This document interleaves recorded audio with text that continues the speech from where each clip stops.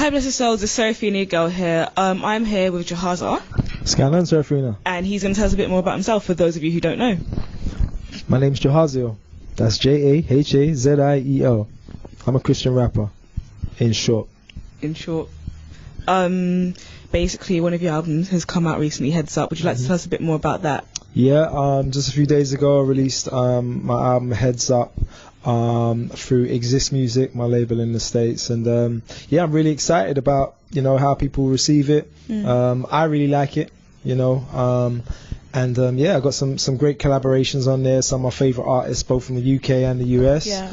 Artists from the US like Kristen Gray, Sean C. Johnson, D-Mob, and then JR, and then from the UK we've got man like A-Star, Governor B, Dwayne Triumph. So yeah, I'm really happy with the project. Cool. You are a Christian rapper. I know most people do ask you about your testimony, but just to me personally, just want to ask you anything that you would like to share from growing up till now. Well, I mean, my story is pretty much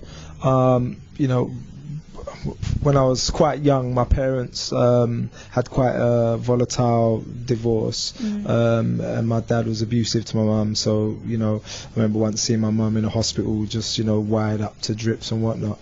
And I guess it left me with an amount of resentment and whatnot that I became quite rebellious. So, I went to 4 secondary schools and 2 primary schools. So I was constantly being kicked out of school.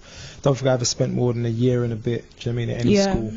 And when you leave school with little or no education, your options are limited as to what you can do to make money. And when you live in a housing estate or an urban neighborhood, getting hold of drugs and getting into crime is just the easiest option, do you know what I mean, to make that kind of money, which is what I did.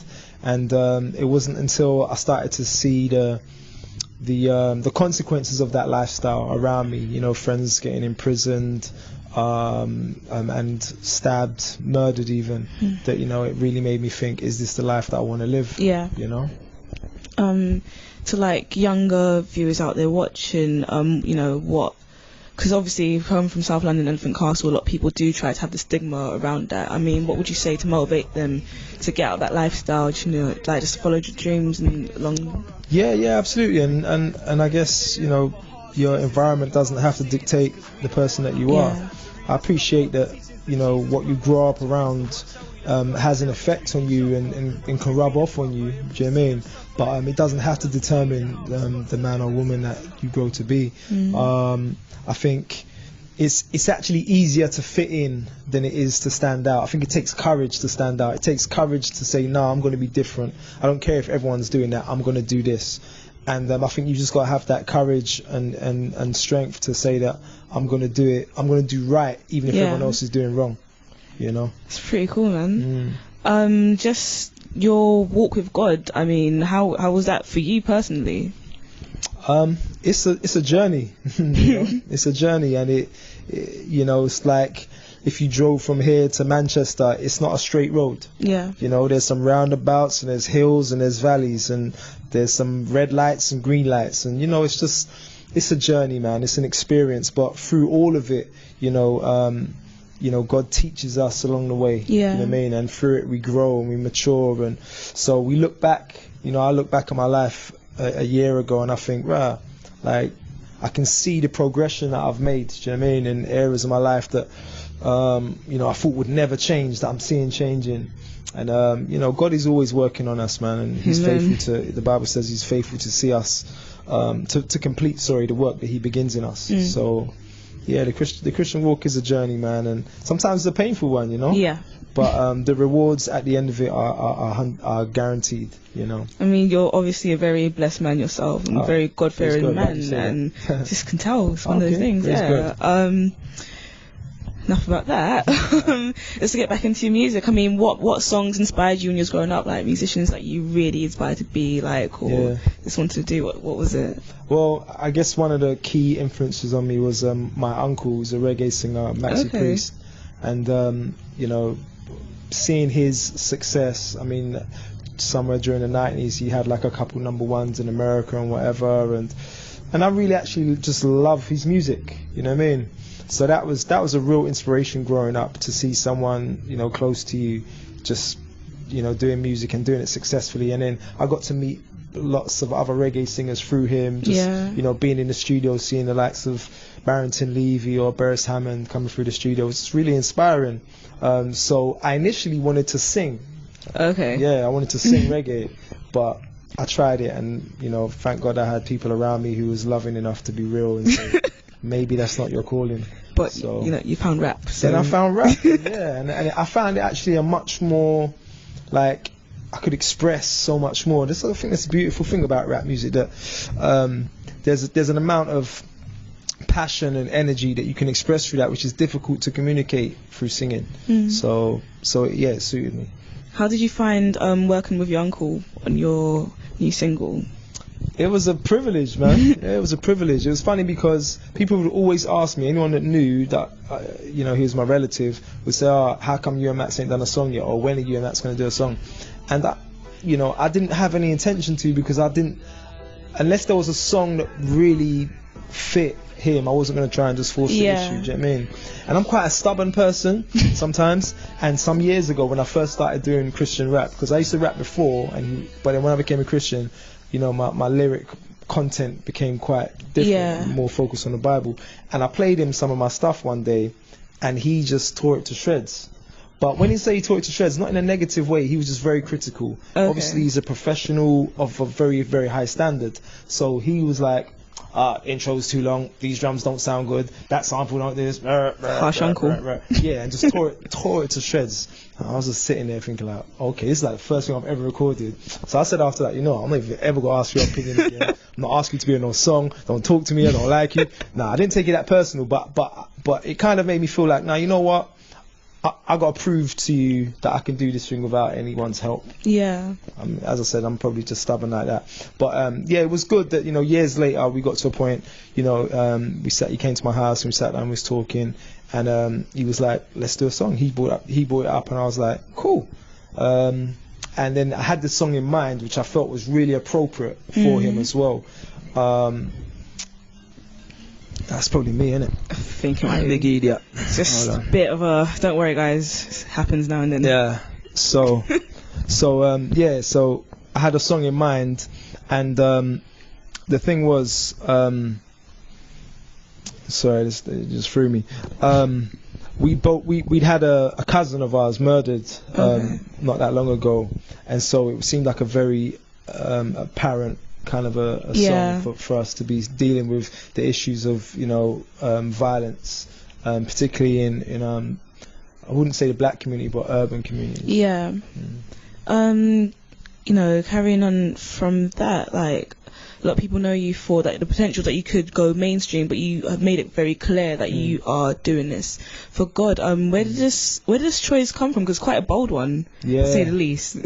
I don't know if necessarily now it feels like much of a sacrifice, because I guess, well, no, let me not say that, but there was a time when I was doing mainstream remixes and stuff, and I had the opportunity to work with a lot of different artists who at the time were big, people like Lamar, Craig David, and some of these guys, and I got to a fork in the road because I was offered a publishing deal with Sony, and I knew, and by this time I'd been a Christian for a few years, and my convictions were coming much stronger, that God wanted to use me exclusively to make himself known.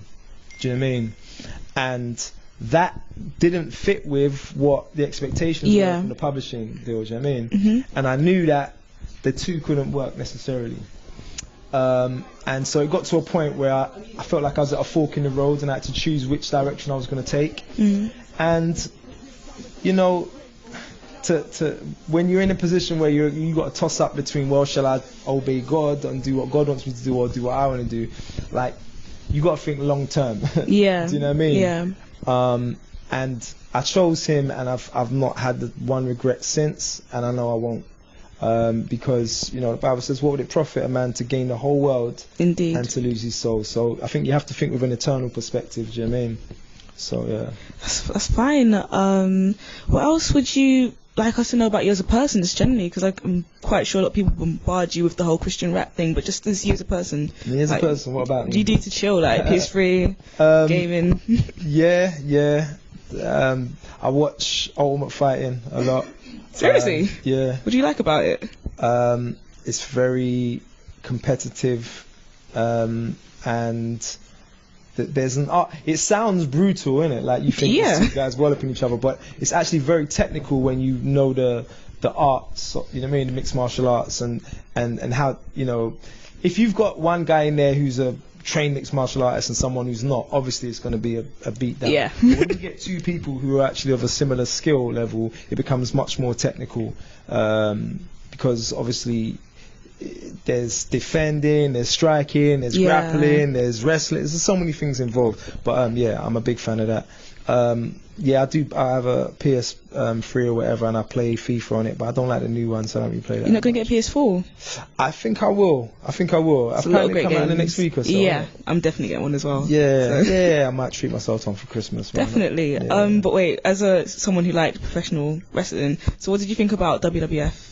Fake. I just have to ask you. Fake and immature. So why did you still like wrestling? Because that put me off wrestling. That's not wrestling. That's acting.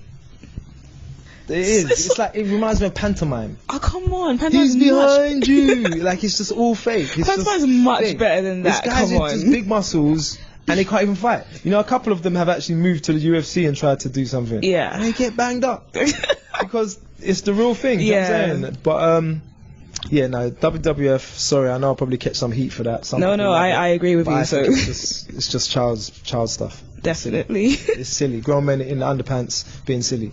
Have you tried like any sports? Very random question. I know, because just like a tall guy, I thought. Tried basketball out in time? Me too. But this must be this chair or these boots or something. I thought you was quite tall. No, I'm definitely not tall. But when I was younger, I used to kick about. Had one mad injury on my knee, and had a couple operations there, so that took me out of that. But sorry, let me take this. A lot of phone calls. He's getting quite popular, as you can see. Fam, wait there 1 minute. I'm gonna come see you in 2 minutes. Alright. Sorry, my bad. What are we saying now? Sorry, let me just get back to another question. Do you know what? Quite important. What would you say is close to your heart growing up in South London? Like, what do you think of the kind of reputation that South London has, and how would you like to change it? It's funny because since I've moved up to North London, people have this perception of South that it's like just mega hood. You know what I mean? But it's no different in North London, to be honest with you. East London, there's hoods everywhere. Do you know what I mean? Yeah. And to say one's worse than the other, it's like, it doesn't really make sense, because they sell the same drugs, they'll mug you the same way. You know what I mean? If you're in the wrong place at the wrong time, it happens anywhere, man. And you know, when you get people that are just desperate, they're desperate, you know, because their situation is such, you know, they ain't got food, or they watch these rap videos all day and like, I want a car like that, and my job don't pay that, or I can't get a job like that. They say, you know what, let me hit the streets, let me hit the block, and let me make money the way I got to do it. Do you know what I mean? And they don't care who they hurt. That's the thing, and that happens everywhere. It's no different in East, North, South London. Outside of London, you go to America, you go to Brazil, you go to anywhere around the world, you'll find it. Do you know what I mean? In one way or another. And I guess you know, I hope through my music to highlight those issues, but not to glamorize them. Yeah. I think that's the problem with a lot of the music that's out there, is that it glamorizes that lifestyle, and it almost promotes it like that's an alternative or an option to get out. And they talk about drug selling like you're a hero for doing it. Do you know what I mean? Yeah. And I think that's sad. So, you know, essentially I say I'm a Christian rapper, but you know what? I speak about the same things any rapper talks about. Yeah. I'll talk about violence, I'll talk about sex, I'll talk about money, I'll talk about relationships and what have you, but I'll just talk about it from a different perspective. They'll say, throw your guns in the air, I say throw your guns in the bin. Well, we're both talking about guns, you know what I'm saying? Just different perspectives on it. And I think that there's not enough people that will stand up and speak their own mind and have a different perspective. Stand out often because they're scared. Yeah. So you get a guy, for instance, that will talk about bees and hoes on his song, but he'll go home to his wife. Do you know what I'm saying? So I think just give people what's real, you know, and that's what I try to do. It's really good, man. I think the viewers would actually like to know, how did you get involved with Blessed Souls? I've known Adelaide for a long time. We go way back, and I've been to a couple of events actually a while back, and you know, I got talking to Adelaide about the album coming out. She was like, look, it'll be perfect timing from your album's dropping to get on the next Blessed Souls event. So I was like, cool, let's do it. Here I am. Are you excited about performing later on tonight? Oh, absolutely, absolutely. I mean, because they're new songs. A lot of them are new songs. But also because of where it is. Like, you know, this is kind of my... near. I spent a lot of time in Streatham up the road. Okay, yeah. And I went to a church just up the road from here as well for a number of years at Ruach. Shout out to Ruach. And you know, so it's kind of like being back home, almost being here as well. So it's a nice vibe. Okay, cool. Anything else you'd like to tell the viewers about how they can keep track of you on Facebook, Twitter, your website? Just shout out right now. My website is jahazielmusic.com. That's JAHAZIEL music. And that's the same for everything. My Twitter's Jahaziel Music, my Facebook's Jahaziel Music, my email's jahazielmusic.com. And yeah, get at me. People get a follow back on Twitter. Oh, most def. So obviously follow him. I tell you what, if you promote or retweet any of my tweets and promote anything I'm doing, I'll follow you back 100%. That's a definite one, guys. So 100%. Thank you very much. So the album Heads Up is on iTunes. Yeah. And hard copies on Amazon.co.uk or .com, depending where you're tuning in from. But yeah, cool. It's out there. Heads up. Make sure you get that, guys. And thank you very much for Thanks for having me. It's been no good. problem. It's nice talking to you. Likewise. All right. We're done. Yeah.